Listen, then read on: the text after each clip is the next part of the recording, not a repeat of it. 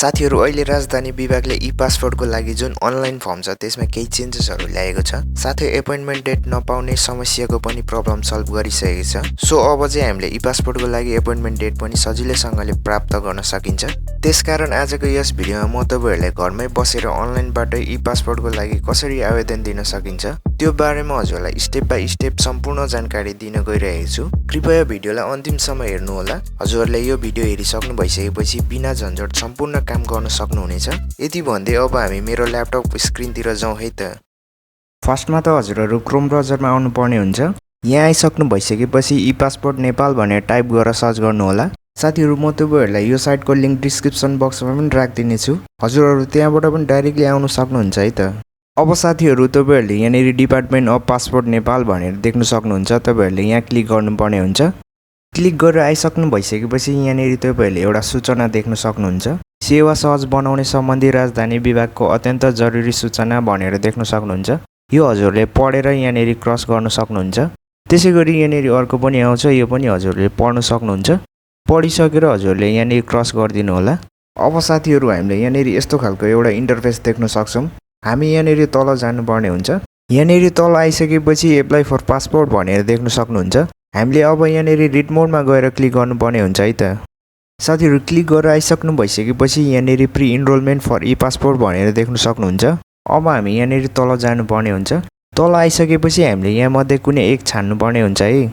यदि हजुरहरु पहिलो पटक राजधानी लिन चाहनुहुन्छ भने यहाँ क्लिक गर्नुपर्ने हुन्छ।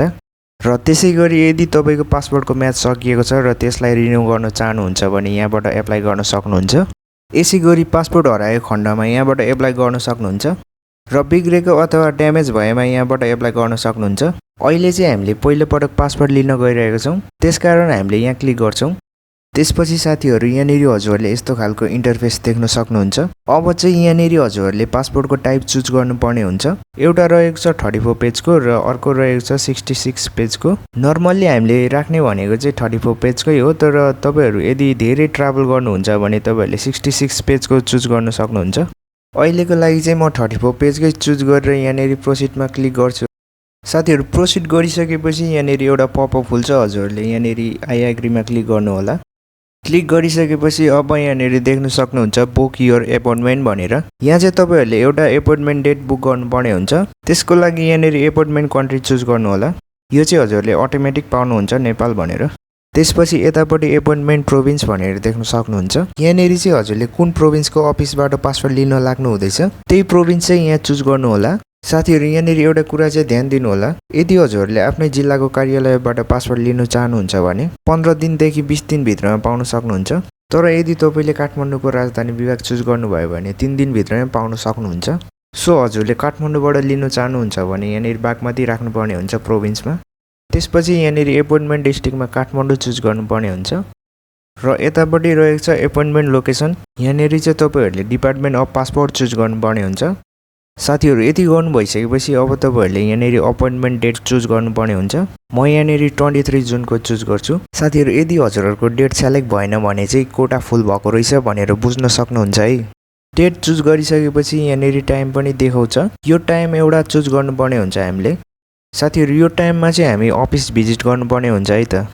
त्यसपछि साथीहरु अब हामीले यहाँनेरि एउटा क्याप्चा कोड राख्नुपर्ने हुन्छ। यहाँ माथि जे छ यहाँनेरि पनि त्यही सेम कपी गरेर यहाँ राख्नुपर्ने हुन्छ। त्यसपछि हामीले यहाँनेरि नेक्स्ट गर्नुपर्ने हुन्छ है त। साथीहरु नेक्स्ट गरेर आइसकेपछि अब हामीले यहाँनेरि आफ्नो विवरणहरु राख्नुपर्ने हुन्छ। फर्स्टमा त हजुरले आफ्नो लास्ट नेम राख्नुपर्ने हुन्छ। यसैगरी यहाँनेरि आफ्नो फर्स्ट नेम राख्नु होला र यहाँनेरि हजुरले जेन्डर चुज गर्न सक्नुहुन्छ। त्यसपछि साथीहरु यहाँनेरि तपाईहरुले आफ्नो डेट अफ बर्थ राख्नुपर्ने हुन्छ। डेट अफ बर्थ राख्नु भइसकेपछि यहाँनेरि is this exact date of birth भनेर सोध्छ। हजुरले यहाँनेरि यस गर्नुपर्ने हुन्छ। त्यसपछि यतापटि हजुरले आफ्नो date of birth Nepali date अनुसार पनि राख्नुपर्ने हुन्छ। यसैगरी हजुरले यहाँनेरि आफू जन्मेको जिल्ला पनि राख्नुपर्ने हुन्छ। बर्थ कन्ट्रीमा नेपालै हुन्छ, त्यसैगरी नेसनालिटीमा नेपाली नै हुन्छ। यहाँ तल हजुरले आफ्नो फादरको लास्ट नेम राख्नुपर्ने हुन्छ। यसैगरी हजुरको फादरको फर्स्ट नेम पनि राख्नुपर्ने हुन्छ। यसैगरी आफ्नो मदरको पनि यहाँ तल राख्नु होला र यतापटि आफ्नो मदरको फर्स्ट नेम राख्नु होला। त्यसपछि साथीहरु तपाईहरुले आफ्नो नागरिकताको डिटेल राख्नुपर्ने हुन्छ। यहाँ माथि रहेको छ नेशनल आइडेन्टिटी नम्बर भनेर। यहाँ हजुरले आफ्नो नेशनल आइडेन्टिटी नम्बर राख्न सक्नुहुन्छ। छैन भने नराख्दा पनि केही फरक पर्दैन। त्यसैगरी यहाँनेरि तपाईले आफ्नो नागरिकताको नम्बर राख्नुपर्ने हुन्छ। नागरिकता नम्बर राख्नु भइसकेपछि तपाईले आफ्नो नागरिकताको जारी मिति पनि राख्नुपर्ने हुन्छ। जारी मिति राख्नु भइसकेपछि तपाईले आफ्नो नागरिकताको जारी जिल्ला पनि राख्नुपर्ने हुन्छ। साथीहरु यति काम गर्नु भइसकेपछि अब तपाईहरुले यहाँनेरि क्लिक गर्नुपर्ने हुन्छ। अब यहाँनेरि चाहिँ तपाईहरुले आफ्नो कन्ट्याक्ट डिटेल राख्नुपर्ने हुन्छ। फर्स्टमा आफ्नो मोबाइल नम्बर राख्नु होला। त्यसपछि हजुरको इमेल आइडी छ भने इमेल आइडी पनि राख्नु होला। साथीहरु यो चाहिँ तपाईहरुलाई कम्पल्सरी छैन।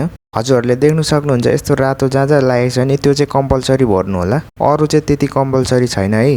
यहाँनेरि तपाईले आफ्नो ठाउँको नाम राख्न सक्नुहुन्छ। त्यसैगरी यतापटि वार्ड नम्बर पनि राख्नु होला र यहाँ तल आफ्नो प्रदेश चुज गर्नु होला। प्रदेश चुज गर्नु भइसकेपछि आफ्नो जिल्ला पनि चुज गर्नु होला। साथीहरु जिल्ला चुज गर्नु भइसकेपछि यहाँनेरि तपाईहरुले आफ्नो नगरपालिका हाल्नुपर्ने हुन्छ। यति गर्नु भइसकेपछि यहाँनेरि तपाईहरुले देख्न सक्नुहुन्छ जरुरी परेमा सम्पर्क गर्ने विवरण भनेर तपाईहरुले जस्ट यहाँ क्लिक गर्नु होला। साथीहरु यहाँ चाहिँ तपाईहरुले आफ्नो अथवा बाबा मम्मीको विवरणहरु राख्न सक्नुहुन्छ है। यदि हजुरकोमा कन्ट्याक्ट लागेन भने यो चाहिँ इमर्जेन्सी कलको लागि हजुरलाई गरिने हो। त्यसकारण तपाईहरुले जसको पनि यहाँ विवरण राख्दाखेरि हुन्छ। यहाँ तपाईहरुले विवरण राख्नु भइसकेपछि यहाँनेरि नेक्स्ट गर्नु होला। साथीहरु नेक्स्ट गर्नु भइसकेपछि अब तपाईहरुले यहाँनेरि चाहिँ डकुमेन्टको फोटोहरु राख्नुपर्ने हुन्छ। हजुरलाई नागरिकताको चाहिँ कम्पल्सरी मागिएको हुन्छ। अरु चाहिँ तपाईहरुले नहाल्दा पनि केही फरक पर्दैन। फर्स्टमा चाहिँ हजुरले नागरिकताको अगाडि भागको फोटो खिचेर राख्नुपर्ने हुन्छ। त्यसैगरी यतापटि नागरिकताको पछाडिको भाग पनि फोटो खिचेर राख्नु होला र अरु पनि तपाईहरुले यसै गरी राख्न सक्नुहुन्छ। त्यसैगरी तपाईहरुले डकुमेन्टको साइज चाहिँ 300 KB भन्दा तल राख्नुपर्ने हुन्छ है त। साथीहरु यति काम गर्नु भइसकेपछि यहाँनेरि नेक्स्ट गर्नु होला। नेक्स्ट गर्नु भइसकेपछि यहाँनेरि तपाईहरुले आफ्नो डिटेलहरु सबै देख्न सक्नुहुन्छ। यदि तपाईहरुले आफ्नो डिटेलहरु राख्दाखेरि केही मिस्टेक गर्नु भएको छ भने हजुरले यहाँबाट एडिट पनि गर्न सक्नुहुन्छ है। त्यसपछि साथीहरु हामीले यहाँनेरि क्याप्चा कोड पनि राख्नुपर्ने हुन्छ। यो कोड राख्नु भइसकेपछि यहाँनेरि सेभ गर्नु होला। साथीहरु हाम्रो डकुमेन्ट चाहिँ सेभ भइसकेको छ। अब हजुरले यहाँनेरि एउटा कोड देख्न सक्नुहुन्छ। यसलाई कपी गर्नु होला। कपी गर्नु भइसकेपछि यहाँनेरि फिनिशमा क्लिक गर्नु होला। साथीहरु फिनिश गर्नु भइसकेपछि यहाँनेरि हाम्रो फर्म सबमिट भइहाल्छ। तपाईहरुले देख्न सक्नुहुन्छ यहाँनेरि क्यूआर कोड पनि। अब चाहिँ हामीले पीडीएफ फाइल डाउनलोड गर्नुपर्ने हुन्छ। त्यसको लागि तपाईहरुले यहाँनेरि डाउनलोड पीडीएफ मा क्लिक गर्नु होला। साथीहरु तपाईहरुको फर्म डाउनलोड भइसकेपछि यहाँनेरि तपाईहरुले आफ्नो सम्पूर्ण विवरणहरु देख्न सक्नुहुन्छ। अब तपाईहरुले फर्मलाई प्रिन्ट गरेर आफ्नो एपोइन्टमेन्ट डेटमा तपाईहरुले कुन कार्यालय चुज गर्नु भएको थियो त्यही कार्यालयमा चाहिँ तपाईहरु जानुपर्ने हुन्छ र जाँदाखेरि तपाईहरुले आफ्नो ओरिजिनल डकुमेन्टहरु साथमा लगेर जानु होला। साथीहरु यस्तो तरिकाबाट चाहिँ तपाईहरुले आफ्नो पासपोर्टको लागि फर्म भर्न सक्नुहुन्छ है त।